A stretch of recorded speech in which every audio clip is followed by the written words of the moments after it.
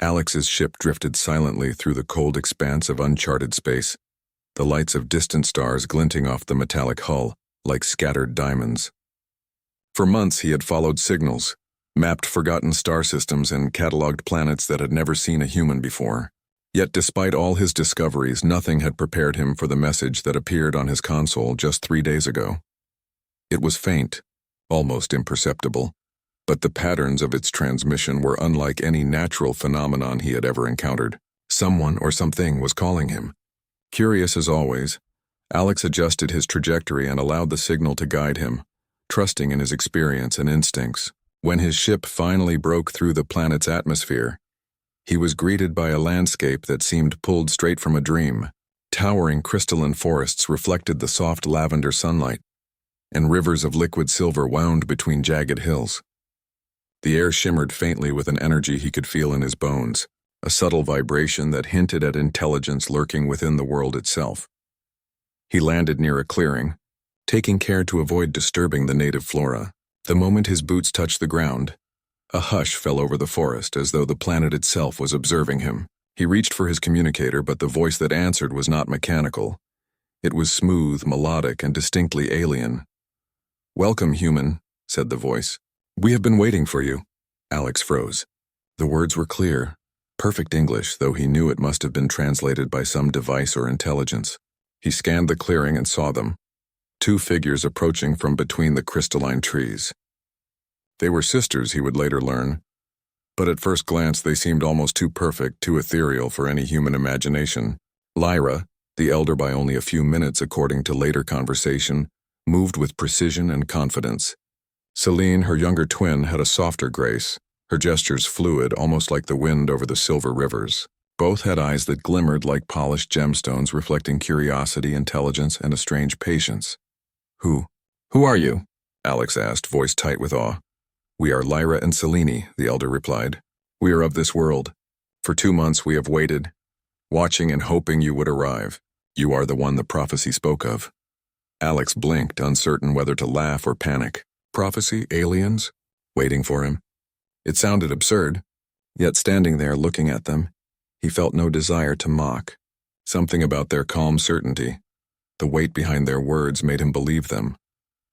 "What prophecy?" he asked cautiously. Celine stepped closer, her gaze steady. "An ancient tradition on our planet. A human will come and one must be chosen. One to guide our people through a time of uncertainty." Alex's mind raced. He had expected strange, advanced civilizations, perhaps even hostile ones. But a prophecy? Waiting twins? This was something else entirely. And yet he could feel it. This world was real, alive, and its inhabitants were unlike anything he had seen. For the next several days, Alex explored the planet under the careful watch of the sisters. Lyra was analytical and strategic. She showed him ancient council chambers carved into crystal mountains, explaining the politics and history of their civilization. Celine was artistic and empathetic, guiding him through forests that seemed to hum with life, showing him rituals and songs that recorded centuries of memory. Each sister offered him different insights, and with every passing day, Alex felt a growing bond. He admired Lyra's sharp mind and ability to solve problems quickly.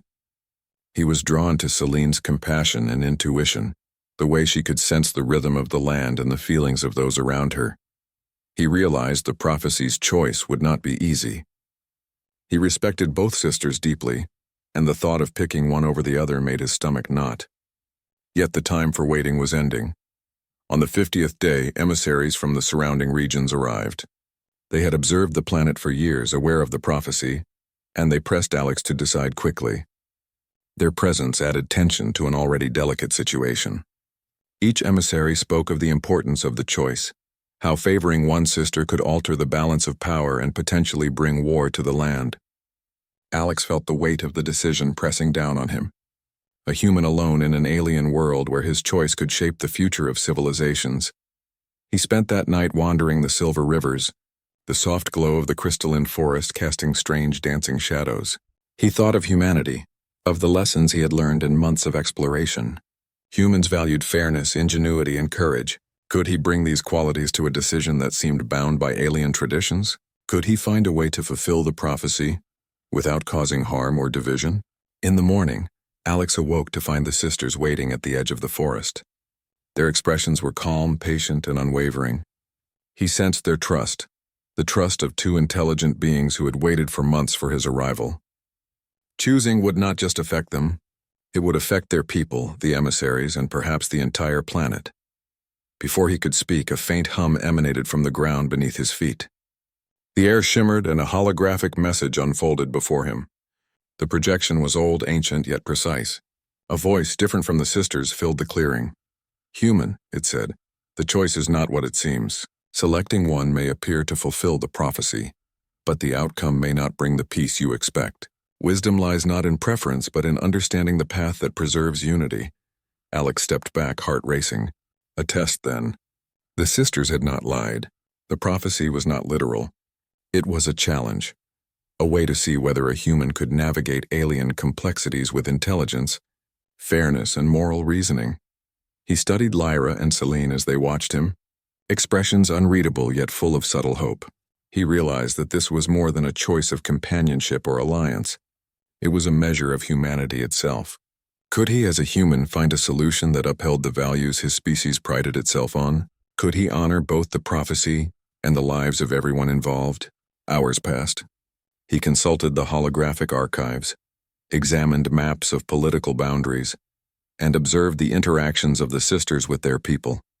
Lyra's strategic insights and Celine's empathetic understanding became key pieces of a puzzle he was only beginning to solve. The sisters never pressured him, never showed frustration. Their patience was remarkable, a trait that spoke volumes about their civilization's values. When night fell, Alex sat beneath a crystalline tree, its branches refracting the light into dazzling patterns. He could feel the weight of the world, the future resting on his shoulders. The choice he had to make was more than personal. It was political, ethical, and symbolic. He thought of his home, Earth, and the lessons humanity had learned through history, the importance of cooperation, understanding, and respect for life.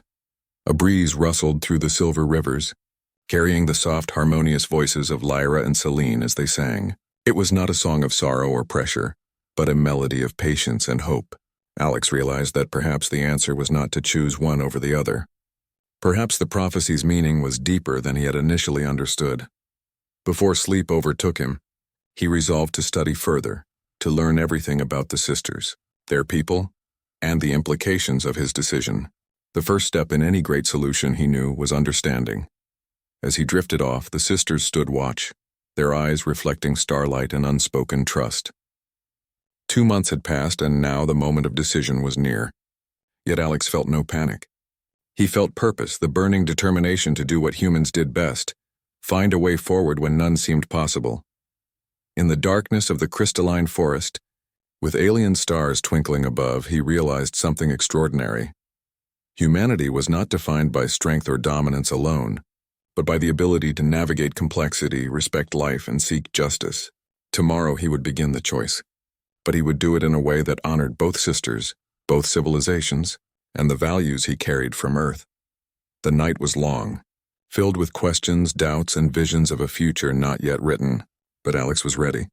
He had arrived as a human stranger, but he would act as a human who could inspire hope, fairness, and unity in a world that had waited patiently for his wisdom. And somewhere in the quiet hum of the planet, the sisters smiled, knowing that the human they had awaited for 2 months was more than capable of rising to the challenge. The morning sun spilled across the crystalline forest, turning the silver rivers into ribbons of light. Alex rose from where he had slept under the glowing branches, the weight of the impending decision pressing on him. 2 months had passed since he first arrived on the planet. 2 months the sisters had waited patiently, quietly, without complaint. Now the moment of choice had come, but Alex no longer felt the same anxiety he had when he first landed. The night's reflections had given him clarity. The prophecy had not been a simple instruction. It was a test, a challenge to see how a human would approach a situation where every choice carried enormous consequences. He understood now that the answer was not to pick one sister over the other, but to find a solution that would honor them both, and the people they represented. He found Lyra and Celine waiting by the riverbank, their eyes reflecting both curiosity and hope. They did not speak, understanding that the moment required careful thought rather than words. Alex approached them, feeling the subtle hum of the planet beneath his feet. "I've been thinking," he began carefully, "about the prophecy, about your people, and about you two. I believe I understand now what is being asked of me. Not a choice between two individuals, but a choice for what is best for everyone." The sisters tilted their heads, listening closely. Their patience had been remarkable, but even they were intrigued by this human's insight. Alex continued, "You've waited 2 months for me, and in that time I've seen your people, your culture, and your history. I've seen how both of you lead in your own ways, Lyra with strategy, Celine with empathy. And I've realized something. Choosing one over the other might satisfy tradition, but it could divide your people. It could create imbalance and conflict." Lyra and Celine exchanged glances, then returned their focus to Alex. They had never pressured him, but now, for the first time, they seemed to acknowledge the possibility that his human perspective might offer a solution beyond tradition. "I think," Alex said, his voice firm, "that the prophecy's true meaning is this. It's not about selecting one, but about proving that humans can find solutions that honor everyone. That's what my species does. We balance, adapt, and find ways to unite rather than divide." He led the sisters to the hidden chamber he had discovered days earlier. The walls were lined with holographic records and artifacts from the ancient council. Alex studied the displays, pointing to a central device that seemed to project the council's intentions. "This," he said, "is the key. It shows that the prophecy was never literal." The council wanted to see if the human could navigate complex situations with fairness and wisdom. They wanted someone who could bring unity instead of conflict. Lyra stepped forward, her analytical mind processing rapidly. "You suggest that we work together? That the human will guide both without favoritism?" "Yes," Alex replied. "I believe that if we form a joint council, both of you together with me assisting, you can create solutions that honor tradition while keeping your people united. Neither of you is less important. Both of your strengths can combine for the good of everyone." Celine smiled, her eyes warm. "It is bold. No one has ever suggested this. We were told a human would choose one, not propose such a path." "That's because humans think differently," Alex said gently. "We value balance. We understand that leadership and trust are not zero-sum games. It is possible for all of you to succeed together, and for your people to benefit without anyone losing out." The sisters remained silent, absorbing his words. After a moment, Lyra nodded slowly. "Then we will try. But it will not be easy. The council and the factions we lead are steeped in tradition. Convincing them will require skill, courage, and a perspective they may not understand." "I will help," Alex said. "Not as a ruler, not as a master, but as a guide. Together we can show them that wisdom and unity are more powerful than blind adherence to prophecy." With their agreement, Alex and the sisters began planning. He studied the ancient protocols, deciphered centuries-old instructions, and prepared arguments that would appeal to both logic and emotion. Lyra contributed strategies and contingency plans, while Celine provided insight into the hearts and minds of the people. Together they crafted a proposal for a council that combined the strengths of both sisters, assisted by human guidance, a solution that could uphold tradition without causing division. The day of the presentation arrived. The council chamber was filled with leaders, emissaries, and citizens from across the planet. All eyes were on Alex and the sisters. Murmurs rippled through the crowd, some skeptical, some curious, as they awaited the human's decision. Alex stepped forward. His voice rang clear and confident, carrying across the chamber. "Honored leaders and citizens, the prophecy has been interpreted in one way for generations. It asked a human to choose one sister to guide your people, but I have learned something important. Choosing one over the other is not the only path. Both sisters possess unique strengths that, when combined, can lead your civilization to a future of unity, peace, and prosperity." He paused, letting the words sink in. "This is not a rejection of tradition, but an evolution of it. A council formed by Lyra and Celine, working together, assisted by human perspective, will honor the prophecy in its true spirit, to ensure the welfare of your people, not the preference of one individual." The room was silent. Then one by one leaders began nodding. Some whispered to neighbors, debating the wisdom of this human suggestion. Alex noticed subtle signs of approval. The way the eldest counselor's hands relaxed, how the emissary's expression shifted from suspicion to intrigue. Finally, the chief elder, a being with scales that shimmered like molten silver, spoke. This is unconventional, but perhaps that is what we need. For centuries, we have followed tradition without question. Perhaps a new perspective is what will strengthen us. He turned to Lyra and Celine. Do you both agree to this plan? Lyra nodded, her eyes steady. Yes, we trust his judgment, Celine smiled softly. We believe in this human's wisdom and in each other. The elder studied them, then looked back at Alex. Then let it be so. A joint council, guided by human insight. May this alliance bring harmony to our people. The chamber erupted into applause and murmurs of approval.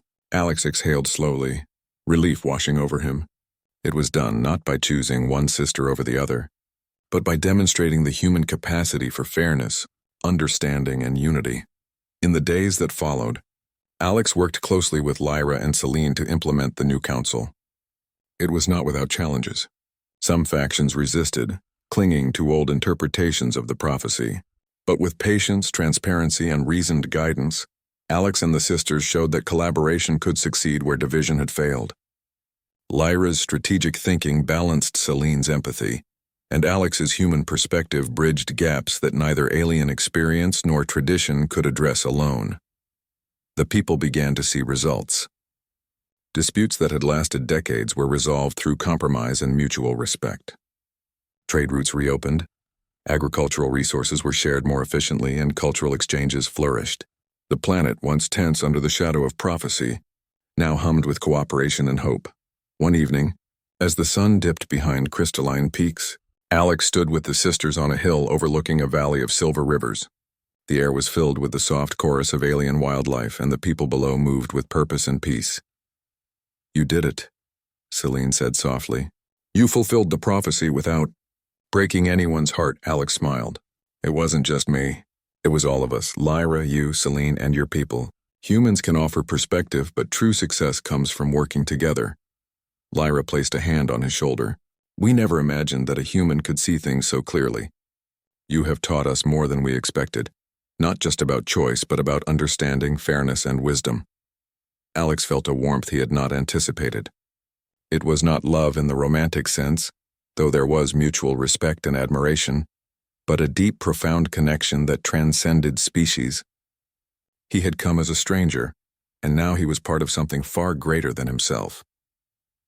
As he prepared to leave the planet, emissaries from surrounding systems came to see him off. Your species has shown us what cooperation can achieve, one said.